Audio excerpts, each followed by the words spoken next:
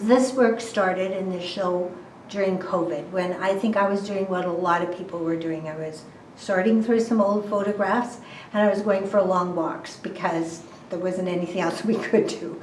And when I was sorting through the old photographs, I found a number of Polaroid shots that I'd taken when I was too busy with work and family stuff to make the kind of art I wanted to make. So I wanted to sort of acknowledge that time in my life, and I started to paint these small acrylic gouache paintings.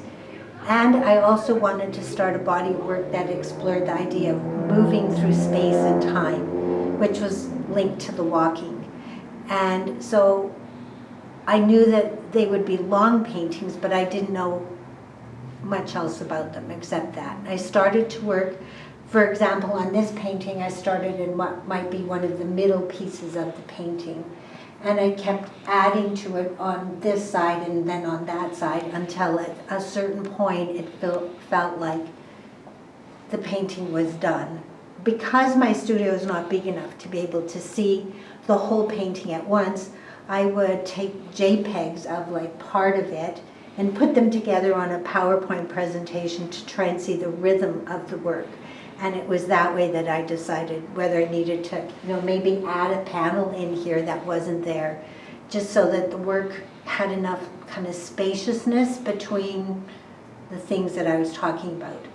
As I kept working both on the small paintings, which are quite landscape-based, and on this work, I was also doing a lot of reading of dystopian novels and thinking about what the future, the long-range future, would be like if there's a sort of a cataclysmic event, some kind of environmental catastrophe. And when I finished this painting, which I call The Dark Night Arrives, I realized that what I'd been doing was painting in anticipatory grief for when the world ends. And somehow through reading the dystopian novels and making this work, I came to, maybe peace is the wrong word, but some kind of level of acceptance that I'm doing what I can to stop it, but I'm only one of many. And so the last painting in the series, which is When the Forest is Exchanged for a Place to Live, was about a kind of acceptance that nature will take over if we don't keep our own desires to continue to grow at bay, and that might be okay. In terms of making the work, I often added pieces. So people have asked, did I know from the start what it was going to look like? And I had no idea. It was just, I knew what I wanted the feeling of the work to be, and I knew I wanted it to be enough where you felt like you went through an experience, like a narrative experience through the work.